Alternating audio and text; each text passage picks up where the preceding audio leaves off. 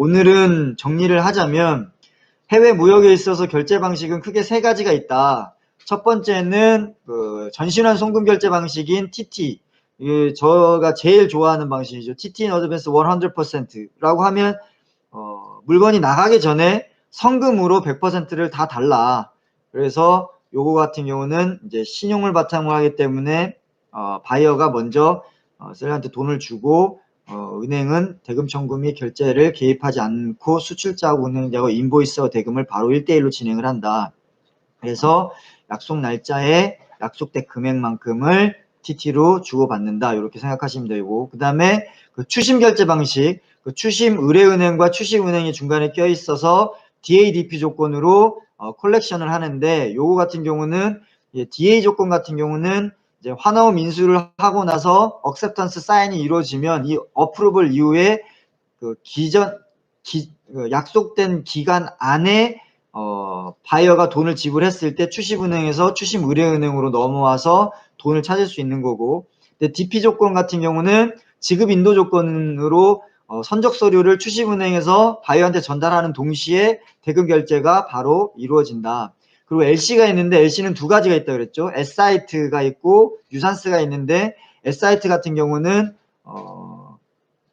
드라프트에서 요구하는 필요 리ኳ이먼트 다큐멘테이션을 은행에 가가지고 레고를 하게 되면 바로 대금을 지급할 수 있는데, 유산스 90데이지 같은 조건이 걸리게 되면 레고를 하고 나서도 약속 기간 안에는 돈을 찾을 수가 없다.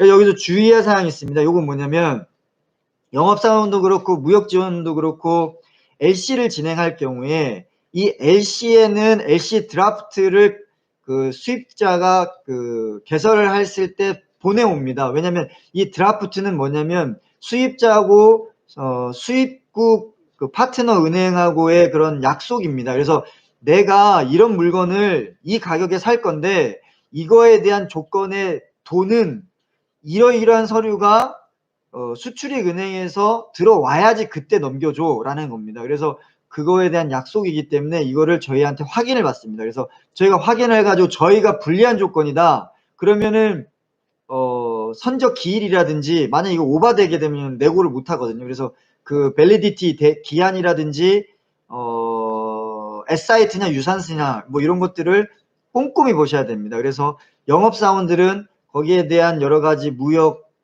그 계약에 대한 금액이라든지 이런 걸 꼼꼼히 봐야 되고, 무역 지원하는 거 그 지원하는 로지스틱 매니저 같은 경우는 내가 LC 은행을 내고를 은행에 가서 할 때 어떤 서류를 들고 가야 되는데 이 서류를 내가 준비할 수 있다 없다라는 거를 확실히 구분을 하셔야 돼요. 만약에 내가 준비할 수 없는 서류 조건이 다큐멘테이션 리퀘어먼트에 들어가 있다 그러면 요거에 대한 부분은 변경하거나 빼달라고 요청을 해야 됩니다. 그걸 확실히 알아야 되고, 그리고 한번 드라프트를 컨펌 해가지고 그거에 대해서 LC가 개설이 된 경우에는 필히 그 해당한 서류를 들고 가야 되는데, 그때 주의해야 될 사항은 거기에 PI 계약서에 대한 내용하고 드라프트에서 기재한 내용하고 저희가 준비한 그 내고 서류하고 모든 게 다 똑같아야 됩니다.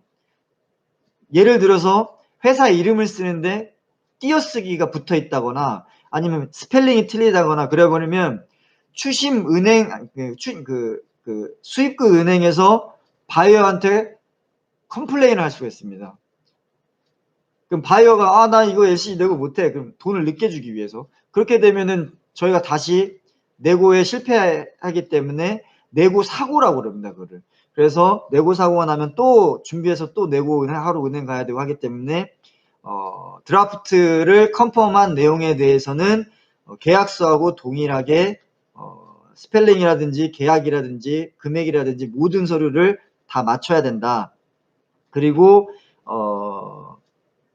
TT 쪽으로는 대부분 사고가 안 나는데 중동 아프리카 쪽이라든지 뭐 이런 쪽에서는 그 포토샵을 해가지고 돈을 보냈다고 보내는 경우가 종종 있습니다. 그래서 정말 그거 믿고 은행에 돈 꽂히는 거 확인 안 하고 마감 치려고 보냈는데 그게 알고 봤더니 가짜 영수증 경우도 있습니다. 그래서 은행에 확인해 보면 전혀 들어온 거 없다고 막 그러고 바이어는 계속 보냈다고 그러고, 그러면 굉장히 난감한 경우가 있기 때문에 그런 경우에는 전적이 있는 국가 같은 경우는 특히 은행에 주거래 은행에서 돈이 꽂힌 것을 필히 확인하시고 그리고 나서 물건을 선적하시기 바랍니다.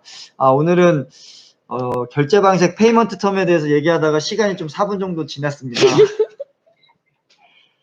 오늘 하루도 고생 많으셨고요. 이제 이틀 남았네요. 이제 목요일, 금요일. 그래서 수요일은 이제 그 꺾이는 요일이니까 나머지 이틀 남았는데 힘내시고 오늘 하루도 고생 많으셨습니다.